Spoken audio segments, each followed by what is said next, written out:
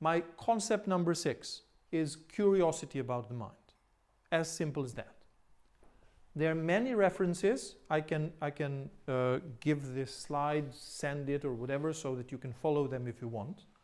But there is a history of papers, there is a tradition in the world of psychoanalysis that is focused on the idea of how important it is to be self-reflective, how important it is to be curious about your mind.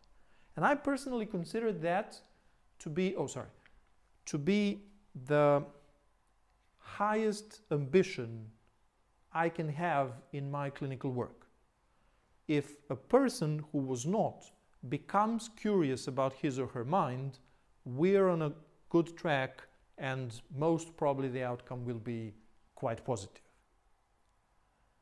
This curiosity about the mind, sometimes contemporary authors use the word mentalization for it.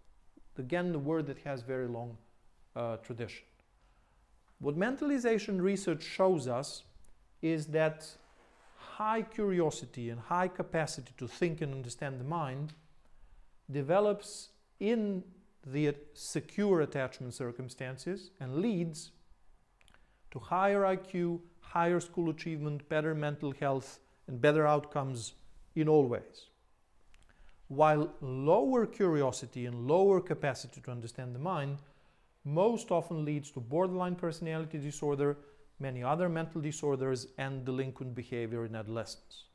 So how much you think about your mind and how effectively you can understand your mind is crucially important. Curiosity seems to be connected to low avoidance. So if you're not afraid of exploring, of playing with physical environment, toys, trees, benches, balls, whatever, if you're not afraid of exploring the social environment, entering relationships, seeing how you play with different types of friends, and if you are not afraid of exploring your mind, you most probably go toward these positive outcomes. This is not just for the child, this is for the mother as well. If your mother is high on avoidance, she probably will not give you what is necessary for free, curious exploration of the world. In the world of psychoanalysis, this is called internalization of the analytic attitude. Through sessions and sessions, hundreds and hundreds and thousands of analytic sessions, what used to be the activity and the attitude of your analyst becomes a part of your personality. This attitude basically is everything deserves consideration. Everything is a potential analytic material. Patient comes late to the session, patient pays too much, pays too little, pays too early, pays too late, may mean nothing, but always have a question in your mind. What might be the unconscious meaning of this behavior? Very current research, the first study I've seen published in 2010, shows that psychoanalysis, if lasts longer than 18 months, is the most effective form of psychotherapy treatment. And then, why? Because of post-treatment effects. When analysis is over, something still works.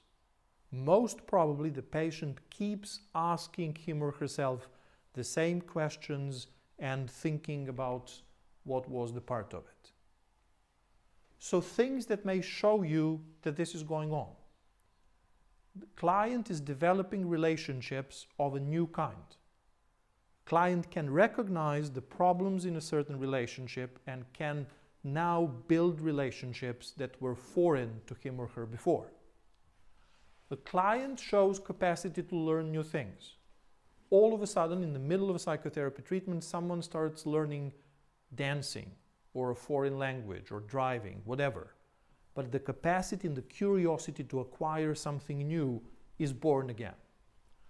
People start keeping dream diaries, or all of a sudden start writing poems, but they sit and spend some time, okay, nowadays typing, but writing something that includes self-reflection. And finally, there's some private creativity.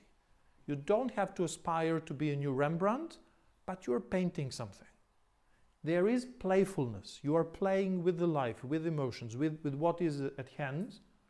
You're making something new, without much ambition, without any purpose for the outside world, but you're doing something about it. So the basic ambition that I can imagine exists in the world of psychoanalysis, and I hope connects us again to the idea of Berlin Psychoanalytic, is to have a community of people with the attitude that is popular among psychoanalysts in London. Don't just do something, stand there. The world is not just about running and doing something. Sometimes it is about standing there, surviving, and then when possible thinking about the mind. Thank you very much. I hope this was not absolutely too long, and I hope it was interesting and useful. Thank you.